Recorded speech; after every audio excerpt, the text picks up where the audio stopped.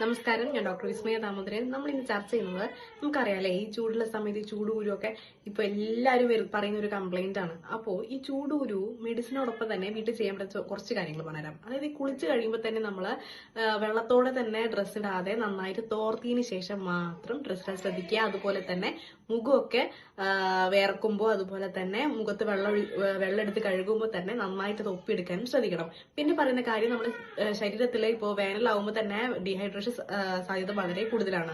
അപ്പോൾ നമ്മൾ ഫ്രൂട്ട്സിൽ നമ്മൾ തണ്ണിമത്തനും അതുപോലെ തന്നെ ഓറഞ്ചൊക്കെ ഉൾപ്പെടുത്താം.